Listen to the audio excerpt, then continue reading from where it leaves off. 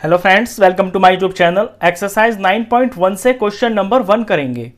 इन mathematics test, maths के test के अंदर the following marks were obtained by 40 students. ये जो नंबर लिखे हुए हैं ये 40 बच्चों के नंबर हैं जो उन्हें मैथ्स में मिले हैं। Arrange these marks in a table using tally marks. In marks को एक टेबल में अरेंज कीजिए और टैली मार्क्स का यूज कीजिए। चलिए, तो हमें बनाना है टैली मार्क्स टेबल। इसके अंदर बेसिकली 3 कॉलम बनते हैं। पहले कॉलम के अंदर जो चीज़ दिखानी होती है वो लिखते हैं। तो ये मार्क्स है ना, तो यहाँ मार्क्स लिखेंगे। बीच में टैली मार्क्स की जगह होती है, ये एक रफ तरह का काम होता है। और फाइनली नंबर ऑफ स्टूडेंट्स यहाँ लिखे जाएंगे कि कितने बच्चों के कितने कितने नंबर आए। अब जो मार्क्स हैं ये 1 से लेके 9 तक है यहाँ पे। तो 1 2 3 4 5 6 7 8 9 ये मार्क्स मैंने यहाँ पे लिख लिए हैं। अब हमें ये देखना है कि एक मार्क कितने बच्चों का आया है, तो वो हम यहाँ पे काउंट कर लेंगे। इसी तरह से 2 मार्क्स कितने बच्चों के आए हैं वो हम यहाँ पे काउंट कर लेंगे। काउंट करके पहले हम टैली मार्क्स के अंदर पुट कर लेंगे और फिर finally fair number of students वाले कॉलम में हम लिख लेंगे। तो क्वेश्चन की शुरुआत करते हैं। मार्क्स पहला है 1, तो यहाँ गिन लेते हैं कि 1 कितने बच्चों के मार्क्स आए हैं। तो यहाँ से शुरू करते हैं। ये 1 आ गया, साथ के साथ मैं इसे मार्क भी कर दूंगा। 1 हो गया, और फिर ये 2 हो गया, और फिर यहाँ पे ऐसे ऐसे चले तो ये 2 है।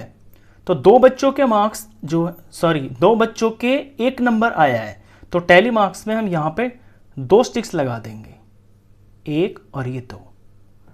1 हो गया। अब 2 मार्क्स देखते हैं कितने बच्चों के आए हैं। तो यहीं से देखेंगे, ये आ गया है एक 2, 1, और फिर यहाँ से चले 2 हो गया, और फिर ऐसे ऐसे गए, फिर ऐसे वापस आए, ये 3 हो गया, और फिर ऐसे गए, फिर यहाँ आए, 3 हो गए हैं अब तक। तो ये 3 है। तो 3 बच्चों के 2 नंबर आए हैं। अब 3 मार्क्स देखते हैं। तो 3 यहाँ पे ये लिखा हुआ 1, और इस लाइन में और कोई नहीं है। दूसरी लाइन में चलते हैं।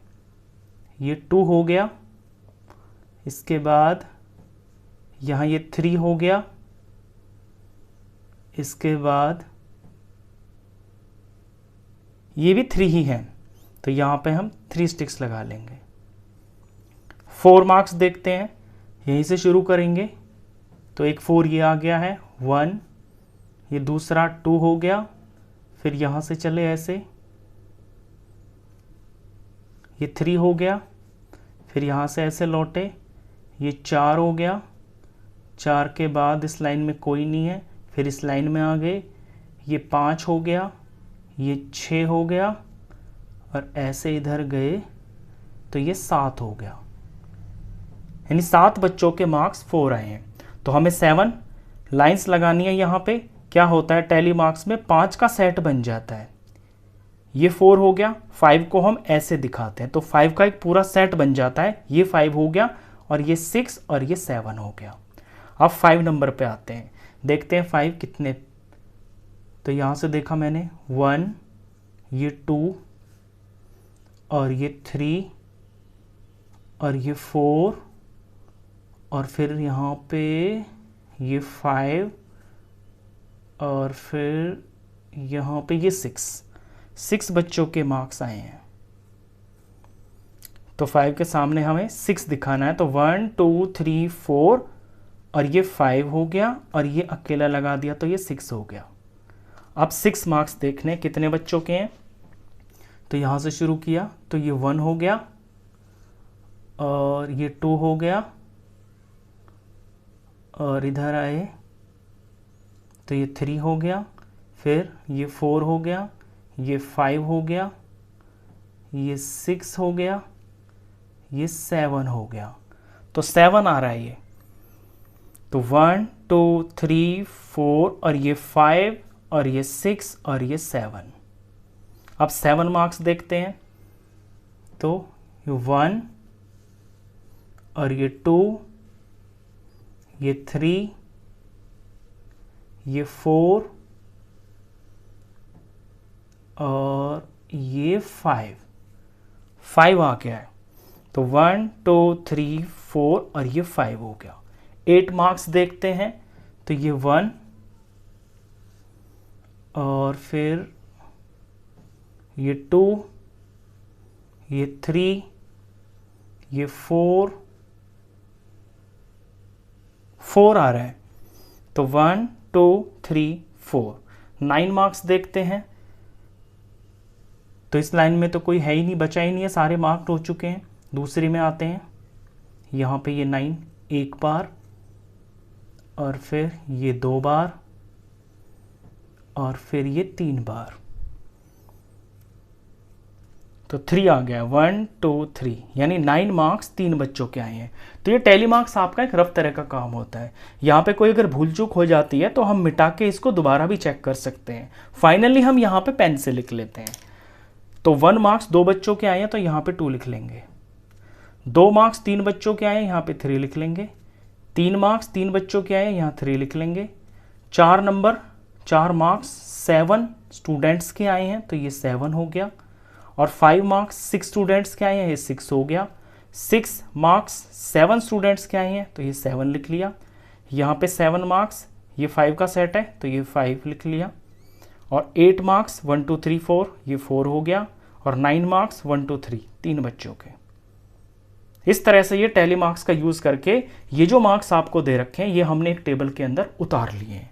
अब ये तो हो गया है टैली मार्क्स टेबल। इसके अंदर नीचे आपसे कुछ क्वेश्चंस भी पूछे हैं, ए और बी। क्वेश्चंस पे ध्यान दीजिए। ए क्वेश्चन में पूछा है find how many students obtained marks equal to or more then 7। अब इस बात को समझना, क्वेश्चन कहता है कि कितने बच्चों के नंबर इक्वल टू या मोर देन 7 आए हैं, यानी जो 7 आए हैं वो भी और जो 7 से ज्यादा आए हैं वो भी। ऐसे कितने बच्चे हैं जिनके ये मार्क्स आए हैं।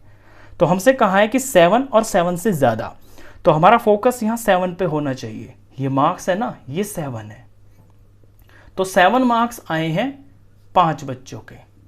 और 7 से ज्यादा क्या हो गया, 8 और 9, तो 8 हो गया। 8 मार्क्स 4 बच्चों के आए हैं और 9 मार्क्स 3 बच्चों के आए हैं। इट मीन्स यहां से नीचे नीचे ये जो 5 4 और ये 3 है, इनको ऐड करते हैं तो 9 10 11 12 हो गया।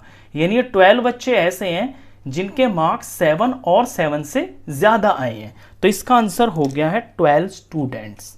ए का आंसर है ये 12 स्टूडेंट्स। अब बी क्वेश्चन पढ़ते हैं। How many students obtain marks below 4।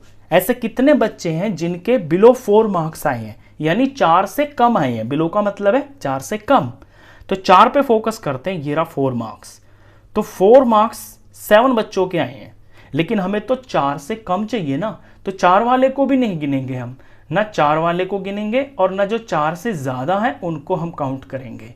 4 से बिलो होता है 3 मार्क्स 2 मार्क्स और 1 मार्क्स। तो ये जो 3 मार्क्स वाले बच्चे हैं ये, और जो 2 मार्क्स वाले बच्चे हैं ये, और जो 1 मार्क्स वाले बच्चे हैं ये होगा आपका आंसर। तो इन्हें ऐड कर लेते हैं। 3 और 3 6 हो गया, 7 और 8, तो 8 बच्चे ऐसे हैं जिनके 4 से कम नंबर आए हैं। तो इसका आंसर हो गया है 8 स्टूडेंट्स। बस ये लास्ट पार्ट था, क्वेश्चन खत्म। नेक्स्ट क्वेश्चंस के लिए मिलते हैं नेक्स्ट वीडियो में, तब तक के लिए गुड बाय।